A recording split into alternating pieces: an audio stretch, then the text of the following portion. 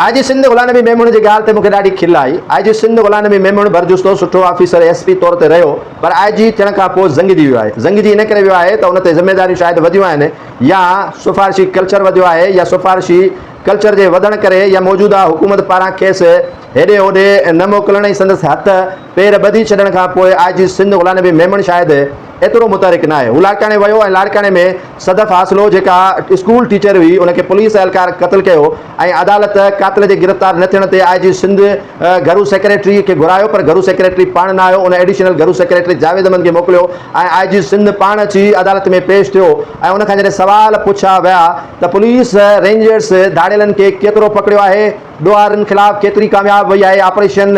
IG Sindh वटि आदादो शुमार त यकीनन हूंदो ई न आहे। उहो छा ॿुधाए सघे थो अदालत खे त केतिरी असां शफ़ाफ़ियत तरीक़े सां ऑपरेशन करियूं पिया ऐं केतिरी असांखे उन में कामयाबी मिली आहे। कामयाबी किथां मिलंदी? जॾहिं सरदार वॾेरा भोतार जागीरदार सियासतदान पीर मीर उन्हनि धाड़ेलनि ताईं पहुचो वञनि, उन्हनि धाड़ेलनि सां मीटिंगूं कयूं वञनि ऐं उन्हनि धाड़ेलनि सां पेचअप कनि, उन्हनि धाड़ेलनि सां नेगोसिएशन कनि ऐं पुलिस जूं उहे कारियूं रिढूं धाड़ेलनि खे एडवांस इतला ॾियनि त हीउ ओभर वारो पासो ख़ाली करे ओलह हलिया वञो ऐं ओलह वारे पासे खे ख़ाली करे तव्हां ॾखिणे पासे ॾे हलिया वञो ऐं ॾखिणो पासो ख़ाली करे तव्हां उत्तर वारे पासे ॾे हलिया वञो, त पोइ ऑपरेशन कामयाब धूड़ थींदो। 25 लख रुपया सदफ़ जे क़ातिल जे गिरफ़्तारी जे लाइ हुकूमत इनाम त रखियो आहे, पर जिन धाड़ेलनि ते करोड़ रुपया इनाम रखियो वियो आहे, छा उन्हनि खे हिन वक़्त ताईं पुलिस टच बि करे सघी आहे? हासिलो जो क़ातिल सदफ़ हासिलो जो क़ातिल त सिंध खां खणी चई सघिजे थो त ॿाहिरि वियो हुजे या फ़रार थियो वियो हुजे या किथे हुन पनाह वरिती हुजे, पर धाड़ेल त कचे जे अंदरि मौजूदु आहिनि ऐं अरबे रुपयनि जी सालाना बजट, अरबे रुपयनि जा हथियार, अरबे रुपयनि जूं गाॾियूं, अरबे रुपयनि जो सामान,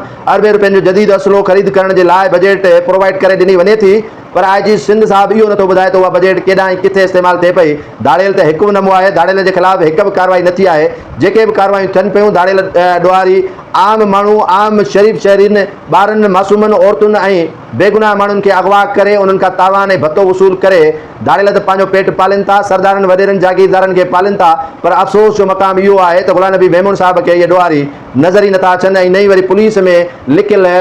जेके कारियूं रिढूं आहिनि उहे उनखे नज़र अचनि थियूं।